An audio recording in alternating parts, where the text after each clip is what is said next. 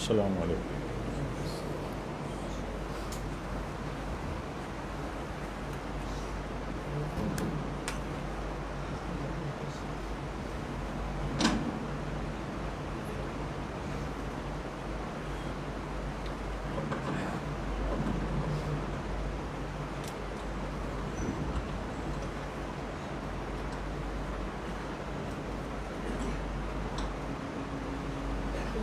اللہ اکبر اللہ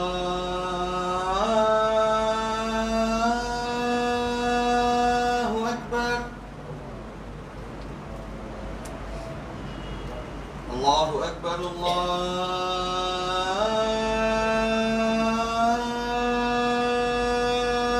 اکبر.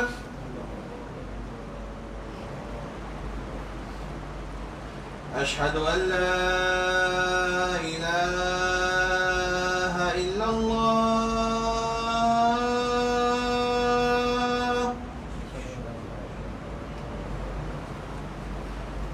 اشہد ان لا الہ الا اللہ.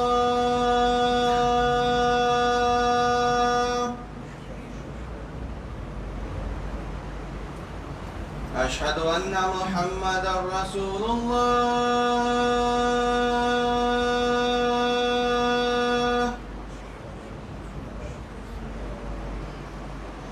اشہد ان محمد رسول اللہ.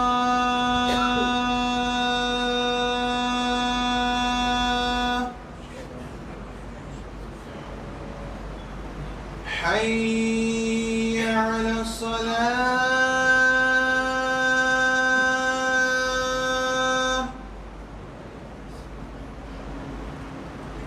حي على الصلاة.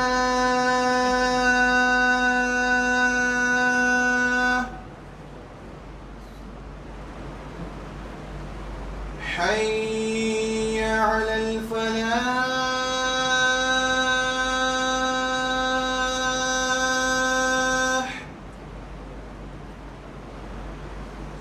حي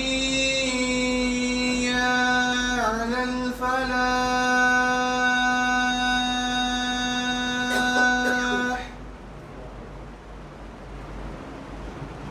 اللہ اکبر اللہ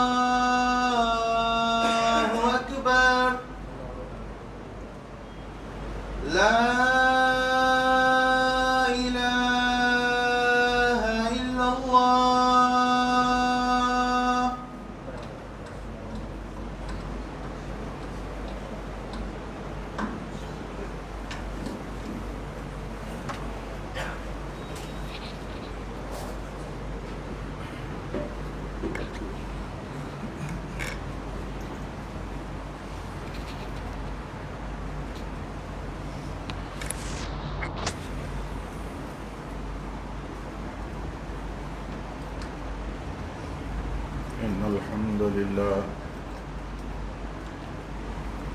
إن الحمد لله نحمده ونستعينه ونستغفره ونعوذ بالله من شرور أنفسنا ومن سيئات أعمالنا. من يهده الله فلا مضل له ومن يضلل فلا هادي له. وأشهد أن لا إله إلا الله وحده لا شريك له. وأشهد أن محمدًا عبده ورسوله. يا أيها الذين آمنوا اتقوا الله حق تقاته ولا تموتن إلا وأنتم مسلمون. يا أيها الناس اتقوا ربكم الذي خلقكم من نفس واحدة وخلق منها زوجها وبث منهما رجالا كثيرا ونساء. واتقوا الله الذي تساءلون به والأرحام إن الله كان عليكم رقيبا. يا أيها الذين آمنوا اتقوا الله وقولوا قولا سديدا يصلح لكم أعمالكم ويغفر لكم ذنوبكم ومن يطع الله ورسوله فقد فاز فوزا عظيما. أما بعد فإن خير الحديث كتاب الله وخير الهدي هدي محمد صلى الله عليه وسلم وشر الأمور محدثاتها وكل محدثة بدعة وكل بدعة ضلالة وكل ضلالة في النار.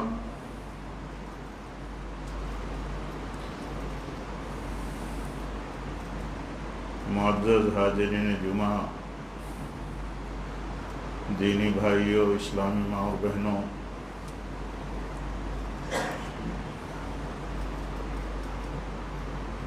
اللہ تعالیٰ نے ہم کو اور آپ کو، سارے انسانوں کو اور جنوں کو اپنی بندگی کے لیے پیدا کیا ہے. ایک مسلمان اگر اس تصور کو، اس کنسیپٹ کو مانتا ہے تو اسے اللہ کی فرمانبرداری اور بندگی کی زندگی گزارنا آسان ہو جاتا ہے. اگر ہم یہ سمجھیں کہ ہمیں اللہ نے اپنی بندگی کے لیے پیدا کیا ہے، اپنی فرمانبرداری کے لیے پیدا کیا ہے، اور یہی اصل مقصد ہے ہماری پیدائش کا اللہ کے ہاں، تو ہمیں اللہ کی بندگی اور فرمانبرداری کرنا ہر عمل اور ہر معاملے میں آسان ہو جاتا ہے. ہمیں اللہ نے اپنی بندگی کے لیے پیدا کیا ہے، اپنی بندگی کا طریقہ بتایا ہے. اس نے کیسے ہم اللہ کی بندگی کریں، اپنے نبیوں کے ذریعے بتایا. آخری نبی صلی اللہ علیہ وسلم جنہیں اللہ تعالیٰ نے سارے انسانوں اور جنوں کے لیے رسول بنا کر کے بھیجا، آپ کو اسوہ حسنہ بنا دیا کہ آپ اسوہ حسنہ ہیں سارے انسانوں اور جنوں کے لیے. تو اللہ کی بندگی میں تو اور یقیناً آپ اسوہ حسنہ ہیں. اسی لیے اللہ کی بندگی کے لیے یہ تصور بھی ضروری ہے کہ ہم اللہ کی بندگی نبی صلی اللہ علیہ وسلم کے طریقے ہی کے مطابق کریں گے. بہت سارے جھگڑے ختم ہو جاتے ہیں، بہت سارے مسئلے طے ہو جاتے ہیں جب ایک مسلمان کا یہ کنسیپٹ ٹھیک ہوتا ہے، صحیح ہوتا ہے، اس کے نزدیک واضح ہوتا ہے اور بہت آسان ہے کہ اللہ کی بندگی کرنی ہے. اللہ کی بندگی کا اس نے طریقہ بتایا ہے. اللہ کے نبی صلی اللہ علیہ وسلم کو اللہ تعالیٰ نے اپنی بندگی کے لیے اسوہ حسنہ قرار دیا. تو ہر مسلمان اللہ کی بندگی کے لیے وہی طریقہ اپنائے جو طریقہ نبی صلی اللہ علیہ وسلم کا ہے. نبی صلی اللہ علیہ وسلم کا طریقہ کیسے معلوم ہوگا؟ اس کے لیے علم حاصل کرنا پڑے گا، تعلیم دینا پڑے گا. جس کو یہ فکر ہوگی کہ اسے اللہ کی بندگی کرنا ہے، اللہ کی بندگی کے لیے وہ پیدا کیا گیا ہے، تو اسے اس بات کی بھی فکر ہوگی کہ اللہ کی بندگی ہم کریں کیسے. تو اور ظاہر سی بات ہے کہ بلا علم اور تعلیم کے کوئی بھی عمل تقاضے کے مطابق ادا نہیں کیا جا سکتا.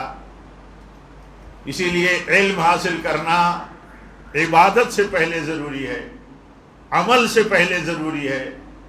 علم حاصل کرنا ضروری ہے آدمی کو عمل کرنے سے پہلے. عبادت کتنا بڑا عمل ہے. اللہ کے نبی صلی اللہ علیہ وسلم فرماتے ہیں علم جو ہے یہ عبادت سے بھی افضل ہے، عبادت سے افضل ہے.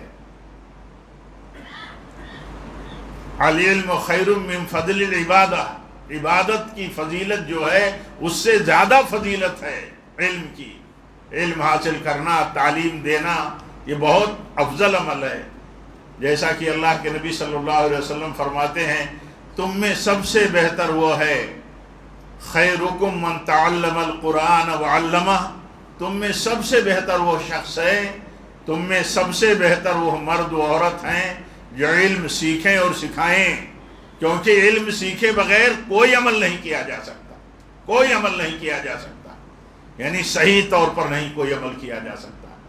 اور اللہ تعالیٰ کو اس کی عبادت اس کے حکم اور ہدایت اور سنت کے مطابق ادا کرنی ہے، تو ظاہر سی بات ہے کہ سنت کا علم حاصل کرنا ضروری ہے۔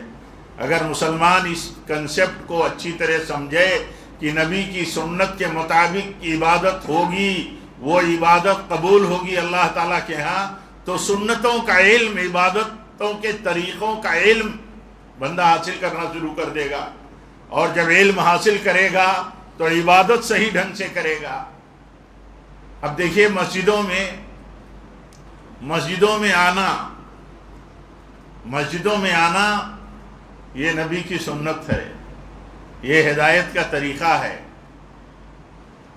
آپ حکم دیتے تھے مسجدوں میں 5 وقتوں کی نمازوں کے لیے حاضری کا، جماعت سے نماز پڑھنے کا، یہ سنت ہے، یہ ہدایت کی راہ ہے۔ اس سے ہٹنا یہ گمراہی کی راہ ہے۔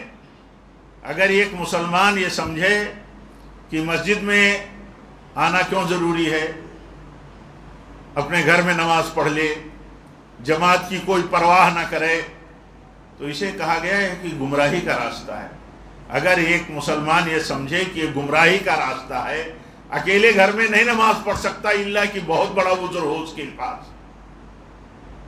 بہت بڑا عذر ہو، تو اب یہ طریقہ اگر اسے معلوم ہو کہ وہ گھر میں اکیلے نہیں نماز پڑھ سکتا، آپ صلی اللہ علیہ وسلم نے تو ایک دن ارادہ کیا کہ میں اپنی جگہ پر کسی کو کہوں کہ وہ آئے نماز پڑھائے، اور میں لوگوں کو لے کر کے جاؤں اور لکڑیوں کا ڈھیر لے لوں، گٹھر، اور اس کے بعد ان لوگوں کے گھروں کو ان میں رہنے والے بے نمازیوں کے ساتھ جلا دوں جو لوگ جماعت میں حاضر نہیں ہوتے۔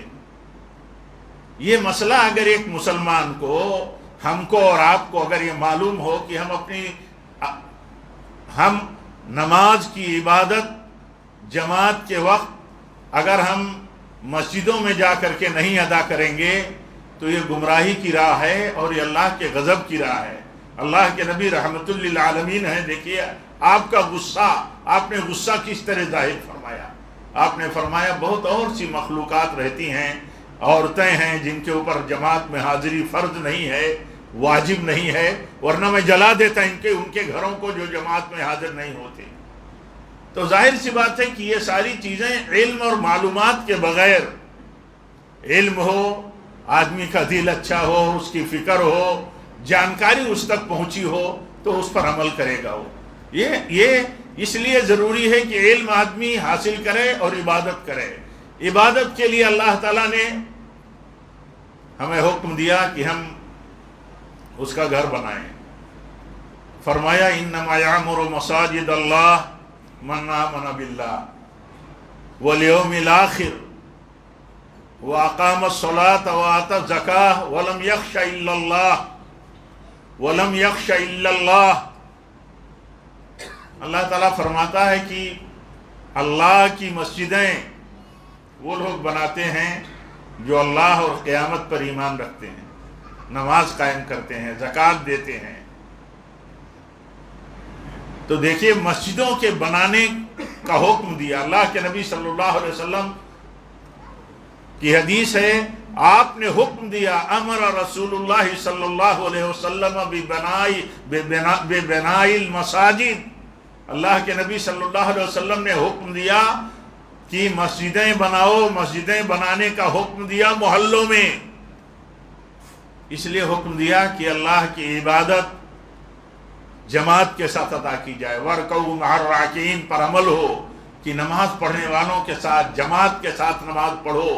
اس کے لیے ضروری ہے کہ کوئی مقام ہو، اور جو مقام نماز قائم کرنے کے لیے مقرر کیا گیا ہو، اللہ کی مسجد ہیں، اللہ نے ان کو اپنی طرف نسبت کیا کہ وہ اللہ کی مسجدیں ہیں۔ اور اللہ کی مسجدوں میں 5 وقت جب بندہ اللہ کی عبادت اور صلاۃ کے لیے جماعت کے ساتھ حاضر ہوتا ہے تو یہ مظاہرہ ہوتا ہے، یہ ثابت کرتا ہے کہ اللہ کا بندہ ہے، اپنی مصروفیات میں، اپنے گھروں میں رہتے ہوئے مصروفیات چھوڑ دیتا ہے، بال بچوں کے ساتھ جو شغل ہیں، مشغولیت ہیں، وہ چھوڑ دیتا ہے، اس لیے کہ جب اسے ندا دی جاتی ہے مسجد کی طرف سے، جو بھی مسجد اس کے محلے میں قریب میں ہے جہاں وہ پہنچ سکتا ہے، وہاں سے جب اسے ندا دی جاتی ہے تو چلا جاتا ہے، نکل جاتا ہے، جو بھی مصروفیتیں ہیں اس کو چھوڑ کر کے نکل جاتا ہے۔ کیوں؟ اصل مقصد تو بندے کا یہ ہے، بندے کی تخلیق کا، کہ وہ اللہ تعالیٰ کی عبادت کرے، بندگی کرے، کہاں کس وقت کس جگہ اللہ تعالیٰ کی بندگی کرنی ہے وہ بندگی کرے۔ مسجدیں اسی لیے بنائی جاتی ہیں، اور مسجدیں بنانے کی اسی لیے بڑی فضیلت ہے۔ یہ اللہ کا گھر ہیں، مسجدیں اللہ کا گھر ہیں، ان کا بنانا بہت اہم ہے، بہت ضروری ہے۔ حدیث میں آتا ہے، اللہ کے نبی صلی اللہ علیہ وسلم فرماتے ہیں کہ مسجدیں بنانا یہ اتنا افضل عمل ہے کہ جو شخص اللہ کے لیے من بنا للہ مسجدن بن اللہ لہ بیتن فی الجنہ، جو اللہ کے لیے یعنی اخلاص کے ساتھ، اس کا معنی یہ ہوتا ہے کہ بہت سارے لوگ اپنی شہرت کے لیے، بتانے کے لیے، اپنی معلوم نہیں کن کن نیتوں سے مسجدیں بناتے ہیں۔ اسی لیے فرمایا من بنا للہ، جس نے بنائی مسجد اللہ کے لیے، یعنی اخلاص کے ساتھ اللہ کی بندگی کے لیے، اس کی نیت یہ ہے کہ یہاں اللہ تعالیٰ کی بندگی ہو، یہاں اللہ تعالیٰ کا ذکر ہو، یہاں اللہ تعالیٰ کی قرآن کی تلاوت ہو، یہاں تعلیم ہو، تو اس نیت سے جس نے مسجد بنائی، اور یہ بہت بڑی بات ہے، یہ چھوٹی بات نہیں، بہت بڑی بات ہے۔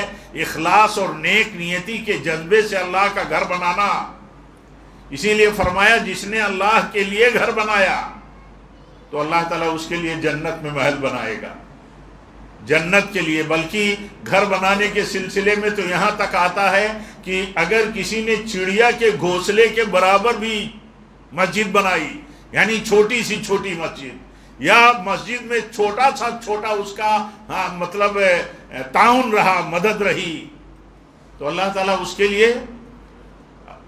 لیے بڑی فضیلت ہے، اس کے لیے بھی بہت بڑی فضیلت ہے۔ اس سے ثابت ہوتا ہے کہ آدمی پورا کا پورا کام کر دے، کام میں حصے دار بن جائے، اور اس کا مقصد ہو کہ اللہ تعالیٰ راضی ہو، اس کی عبادت کا ایک مرکز اور ایک عبادت گاہ بنانا ہے۔ اسی لیے دیکھیے مسلمانوں میں، ہمارے اور آپ میں عام طور پر کتنا لگاؤ ہوتا ہے، دلی لگاؤ ہوتا ہے جب اللہ کے گھر بنانے کی بات ہوتی ہے، اللہ کے گھر میں تعاون کی بات ہوتی ہے۔ یہ اسی ایمان کی نشانی ہے، ہاں، جو اللہ تعالیٰ کی عبادت اور ایمان کا تقاضا ہے، اسی کا ایک طرح کا اظہار ہے۔ اور جب مسجد بنتی ہے تو دیکھیے اس کے فائدے کتنے ہیں، بے پناہ فائدے ہیں مسجد کے۔ مسجد کے بہت زیادہ فائدے ہیں۔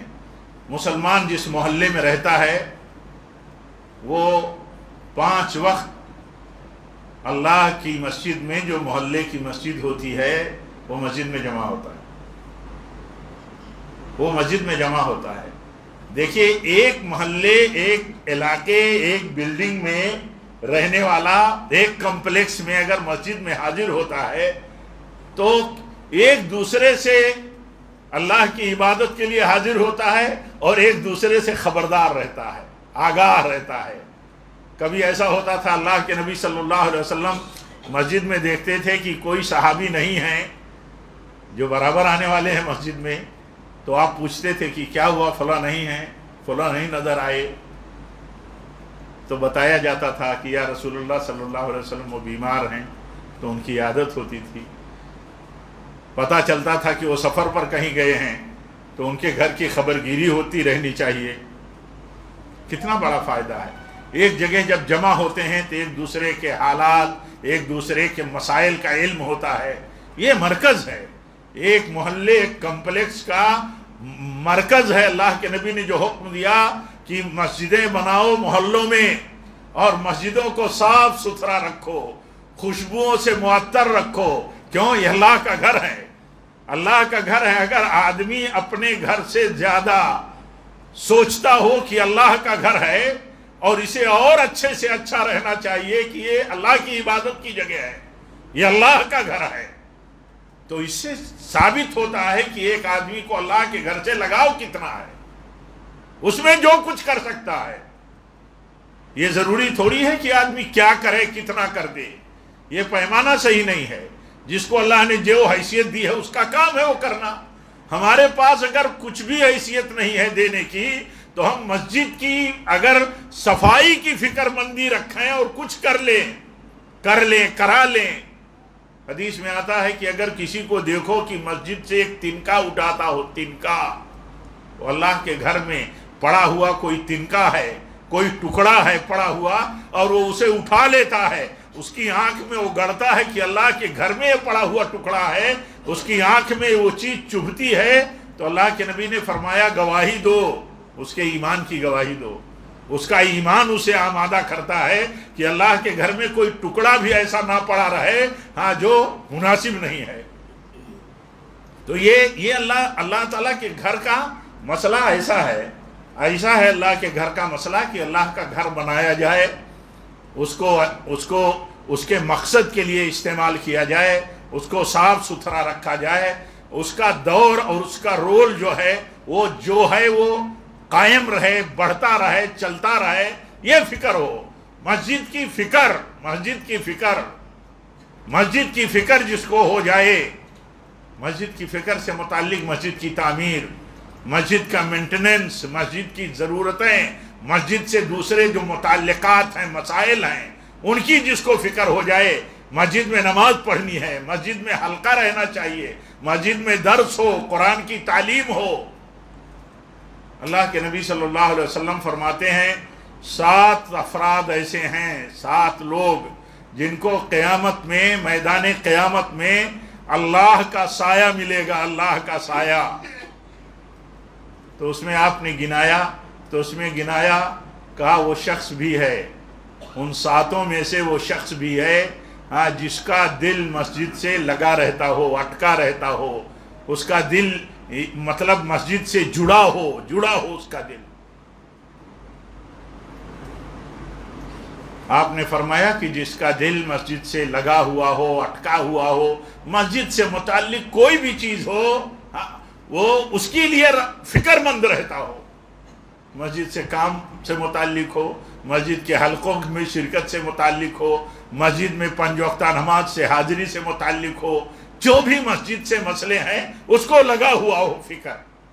اب آپ بتائیے کہ اگر ہم ان ساری معلومات کو ایمان اور یقین کے ساتھ رکھتے ہیں، ہمارے پاس علم آیا، ہمیں یہ معلومات ملی کہ میدان قیامت میں اللہ اس بندے کو اپنا سایہ دے گا، یا عرش کا سایہ دے گا۔ کس بندے کو؟ جس کا دل اللہ کے گھر سے، اللہ کی مسجد سے اٹکا ہوا ہو، فکر مند ہو، اس کا دل اس سے جڑا ہوا ہو۔ تو آپ بتائیے اگر ہمارا ایمان ہے مضبوط، ہمارا یقین ہے، قیامت کا محشر منظر ہمیں معلوم ہے کہ ہولناکی کتنی ہوگی، صورتحال کتنی سنگین ہوگی وہاں، تو ایک مومن کے لیے اللہ کے گھر سے اپنے دل کا لگانا، اپنے آپ کو جوڑے رکھنا، اس کی فکر کرنا، اس کو بنانا، اس کو صاف ستھرا رکھنا، اس کو خوشبوؤں سے معطر رکھنا، یہ بہت آسان ہوگا۔ اور ہمارے لیے یہ علم آنے کے بعد ہم جس طرح شہری زندگی میں جیتے ہیں کہ کتنا نظافتوں کا خیال رکھتے ہیں، لیکن مسجدوں کے سلسلے میں ہماری فکر کتنی ہے، ہم میں ہر ایک کو احساس کرنا چاہیے۔ یہ بات بہت نصیحت کی نہیں ہے، ہم میں ہر ایک کو اس بات کا احساس رکھنا چاہیے۔ اللہ کے نبی صلی اللہ علیہ وسلم نے جو نصیحتیں فرمائی ہیں وہ بہت اہم ہیں، بہت قیمتی ہیں، بہت جامع ہیں۔ آپ صلی اللہ علیہ وسلم جب نصیحتیں فرماتے ہوں کہ مسجدوں کو تم آباد رکھو، مسجدوں کو تم صاف ستھرا رکھو، اور مسجدوں میں جب آؤ تو مسجد کا تصور لے کر کے آؤ، اللہ کے گھر آ رہے ہو۔ کہاں آ رہے ہو؟ اللہ کے گھر۔ ایک مسلمان مرد ہو، ایک مسلمان خاتون ہو، جو اللہ کے گھر میں آ رہے ہیں ان کا تصور کیا ہو کہ وہ اللہ کے گھر جا رہے ہیں۔ آپ جب کسی کے گھر جاتے ہو تو آپ اس کے مہمان ہو جاتے ہو، دور سے آتے ہو یا قریب سے۔ حدیث میں آتا ہے کہ جب بندہ اللہ کے گھر آتا ہے تو اللہ تعالیٰ کا مہمان ہوتا ہے، اللہ کے اوپر حق ہوتا ہے کہ اس کی میزبانی کرے۔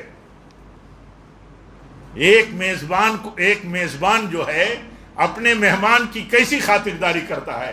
آپ ہمارے گھر آ گئے، ہم آپ کے گھر آ گئے، کوئی ہمارے گھر آ گیا، کوئی آپ کے گھر آ گیا، آپ کیا سوچتے ہیں؟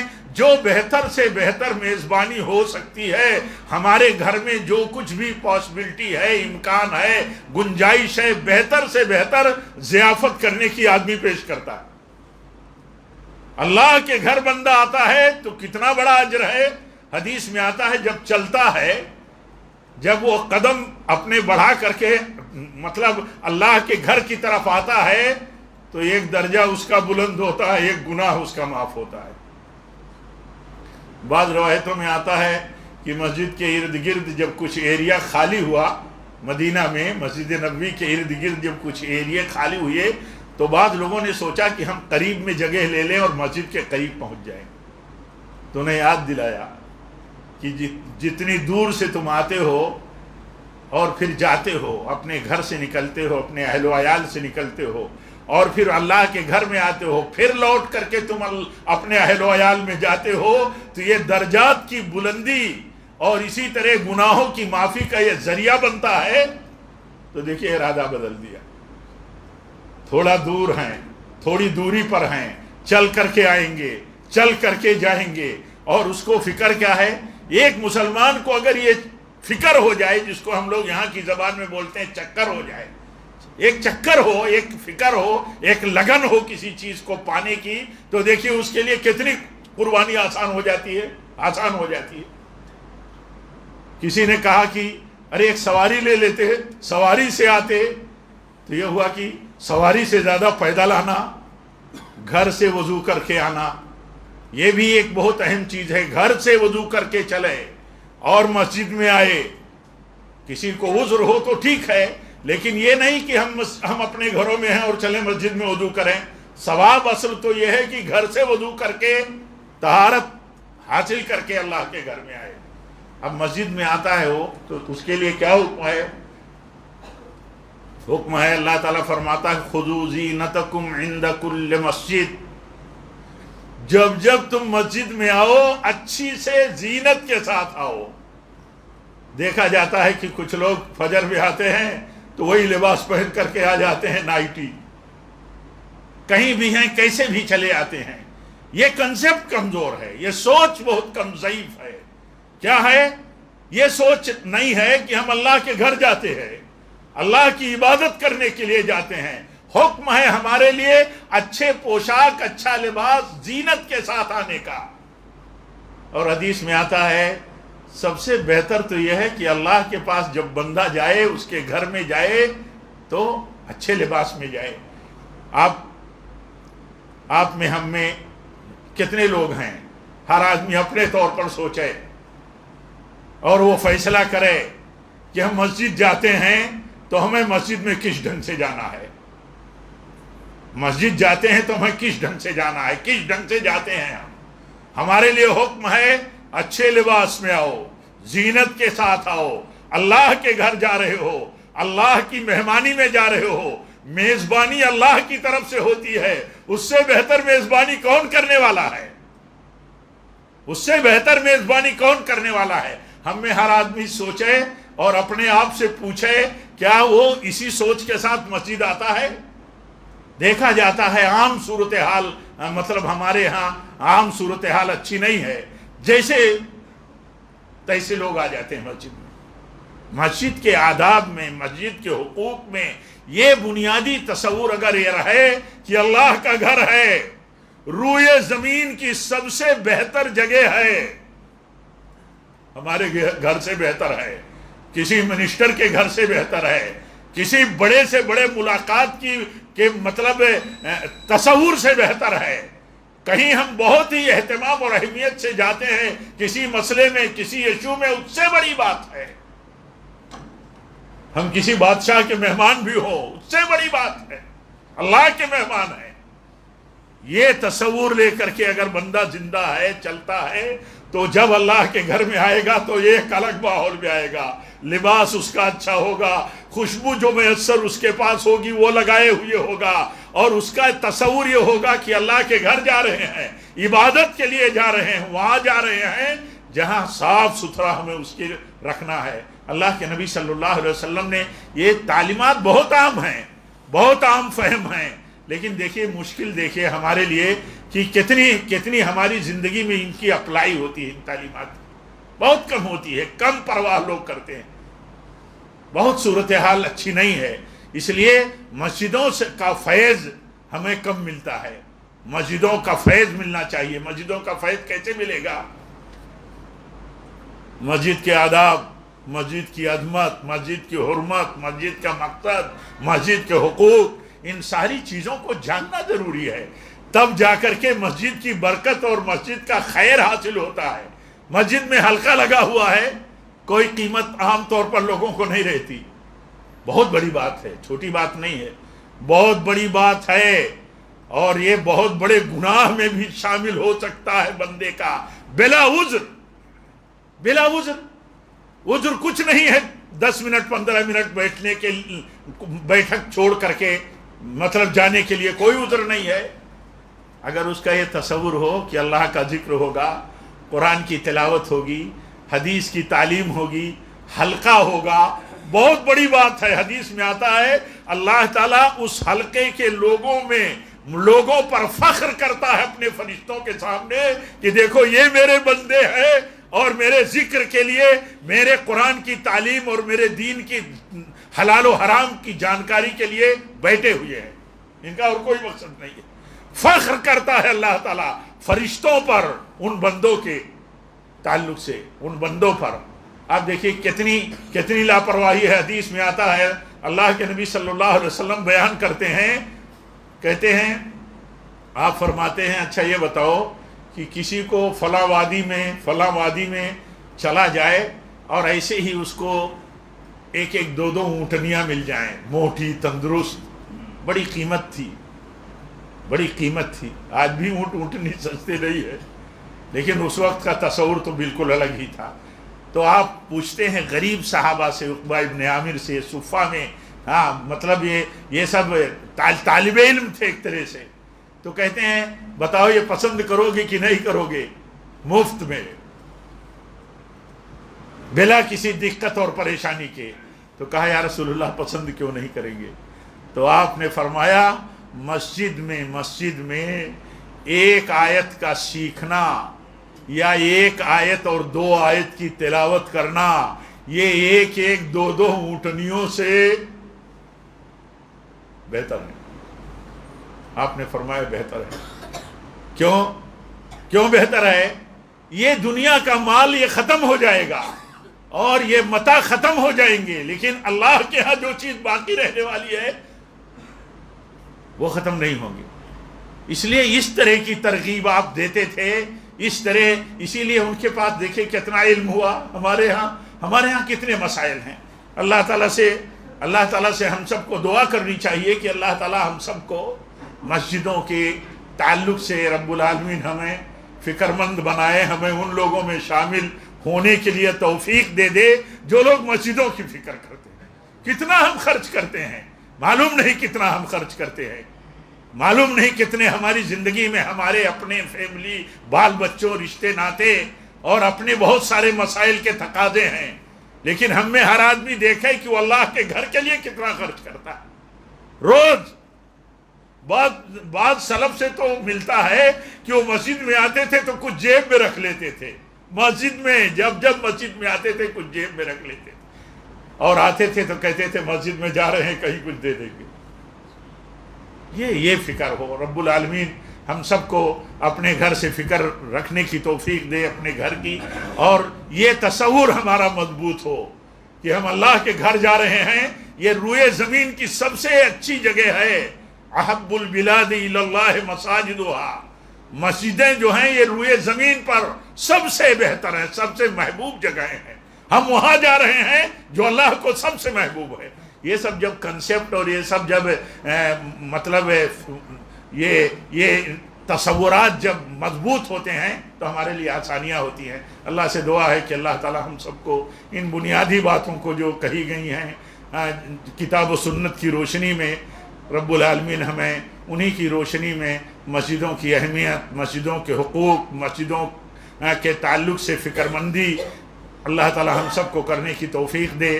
جب تک ہم زندہ رہیں اللہ تیرے تقوی پر رہیں، تیرے نبی کی سنت پر رہیں، سلف کے طریقے پر رہیں، اور جب بھی ہماری موت ہو تو اسی پر ہو۔ آخر دعوانا ان الحمدللہ رب العالمین۔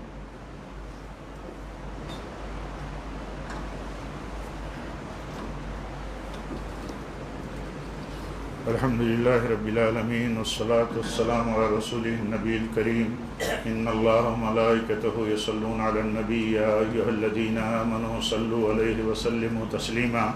اللہم صلی علی محمد وعلی آل محمد کما صلیت علی ابراہیم وعلی آل ابراہیم انک حمید مجید۔ اللہم بارک علی محمد وعلی آل محمد کما بارکت علی ابراہیم وعلی آل ابراہیم انک حمید مجید۔ عباد اللہ رحمکم اللہ، اقول قولی ھذا واستغفر اللہ لی ولکم ولسائر المسلمین۔